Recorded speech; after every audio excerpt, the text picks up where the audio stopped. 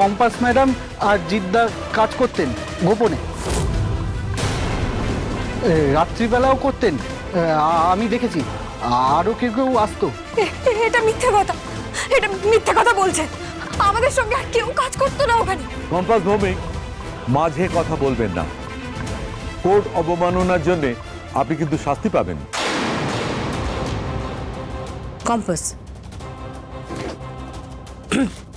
Your honour, আমি আমার ক্লায়েন্টের হয়ে মার্জনা চাইছি। আপনি বলুন। আমি ওই দিন লোকজনকে দেখে ভয় পেয়ে বিহান স্যারকে ফোন করেছিলাম। কম্পাস ম্যাডামরা কখন বেরিয়ে গেছেন আমি দেখতে পাইনি। বিহান স্যার যখন এসেছিলেন আমি তখন অসুস্থ হয়ে পড়েছিলাম, তো তাই ঘরে ছিলাম। বিহান স্যারের ডাক আমি শুনতে পাইনি। বাইরের কাউকে ওই ল্যাবে বা কলেজে আমি ঢুকতে দেখিনি। পরে বিহান স্যারকে খুঁজতে গিয়ে ওনাকে অজ্ঞান অবস্থায় ওই ল্যাবের মধ্যে পড়ে থাকতে দেখতে পাই। এগুলো মিথ্যে কথা ইওর অনার। আমি আমার স্বামীকে মারার চেষ্টা করিনি। মা, মা তুমি কিছু বলছো না কেন? মা কিছু বলো। Order, order. কম্পাস ভৌমিক, আপনাকে আমি লাস্ট ওয়ার্নিং দিচ্ছি, মাঝখানে কথা বলবেন না। কোর্ট প্রমাণ চায়, প্রমাণ ছাড়া কাউকে দোষী সাব্যস্ত করতে পারে না। আমরা সবাই কারুর সম্পর্কে যে কোনো মন্তব্য করতেই পারি, কথা বলার স্বাধীনতা সকলের আছে। কিন্তু আপনারা অভিজ্ঞান দত্ত আর অখিলেশ চৌধুরীর এগেনস্টে যে অভিযোগ এনেছেন তার সপক্ষে কিন্তু কোনো প্রমাণ দেখাতে পারেননি। যে সাক্ষীর বয়ান নেওয়া হয়েছে অর্থাৎ অভিজিৎ ভৌমিক, তার কথারও কিন্তু সত্যতা প্রমাণ করতে পারেননি। উল্টো দিকে কম্পাস ভৌমিকের এগেনস্টে যে অভিযোগ আনা হয়েছে তার সপক্ষে যথেষ্ট প্রমাণ রয়েছে। মা, ও মামা, মা তুমি কিছু বলছো না কেন? মা কেন ডিফেন্ড করছো না আমাকে? মা কিছু বলো।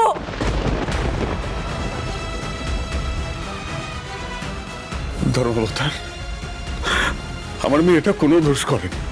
শুধুমাত্র প্রমাণের অভাবে এই শয়তান দুটো ছাড় পেয়ে যাবে না। আর আমার নিরপরাধ মেয়েটা শাস্তি পাবে, এই বিচার আপনার।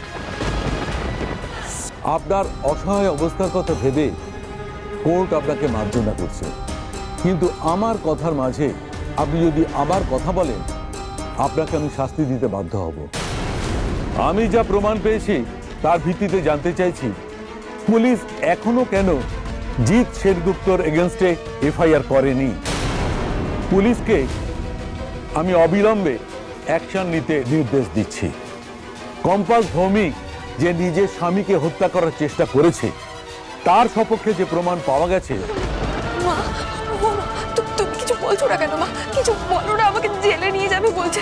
মা আমি তো কোনো অন্যায় করিনি। মা কিছু বলো মা, প্লিজ কিছু কর। Order, order. সমস্ত সাক্ষ্য প্রমাণের উপর ভিত্তি করে আমি কম্পাস ভৌমিককে দোষী সাব্যস্ত করছি।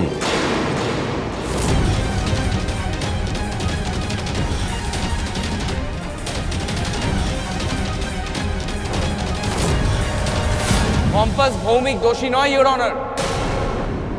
জিৎ নির্দোষ, নির্দোষ।